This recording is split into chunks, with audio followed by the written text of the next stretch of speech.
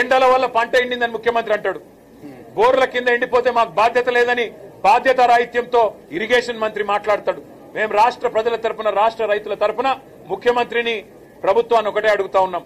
ఇవాళ పంటలు ఎండినాయంటే దానికి మీ చాతగాంతనం కారణం. గోదావరిలో నీళ్లుండి, కృష్ణలో నీళ్లుండి వాడుకోలేని తెలివి తక్కువతనం కారణం. చెరువులు నింపలేని తెలివి తక్కువతనం. పంప్ హౌజులు టైంకి స్టార్ట్ చేయలేని తెలివి తక్కువతనం. బరాజ్ ఏమన్నా చిన్న ప్రాబ్లం ఉంటే రిపేర్ చేసి నీళ్లు తీసుకోవాలనే సోయిలేనితనంతోనే ఈ ప్రభుత్వానికి ఇవాళ బాధ్యత మరిచింది. అందుకే మేము రాష్ట్ర ప్రజల తరపున అడుగుతా ఉన్నాం. ఎక్కడెక్కడైతే పంట ఎండిపోయిందో ఎకరానికి 25,000 రూపాయల చొప్పున వెంటనే ఈ బడ్జెట్ లో డబ్బులు కేటాయించి నష్టపరిహారం రాష్ట్ర ప్రభుత్వమే చెల్లించాలి.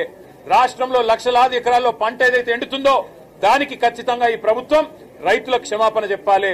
ఇలా భూగర్భ జలాలు అడుగంటున్నాయంటే ఖచ్చితంగా దానికి కారణం ఈ ప్రభుత్వమే. చెరువులు నింపకపోవడం, ఇష్టం వచ్చినట్టు చెక్ డ్యాములు నింపకపోవడం, ఇష్టం వచ్చినట్టు ఇసుక తోడుకోవడానికి, కేవలం ఇసుకతో దోపిడీ కాంగ్రెస్ నాయకుల జేబులు నింపడానికి మీరు చేసిన నిర్వాహకం అనే కారణం ఇవాళ గుర్తుపెట్టుకోవాలని కోరుతూ రాష్ట్ర రైతాంగానికి కేసీఆర్ గారు ఉన్నారు, బీఆర్ఎస్ ఉన్నది. మేము భరోసాను ఇస్తూనే ఉంటాం, మీ తరఫున కొట్లాడుతూనే ఉంటాం. ఎక్కడెక్కడైతే పంటలు ఎండుతున్నాయో ఆయా ప్రాంతాల్లో పర్యటించి రైతుల్లో మనోధైర్యాన్ని నింపడానికి మేము ప్రయత్నం చేస్తూనే ఉంటామని చెప్పి కూడా తెలియజేస్తూ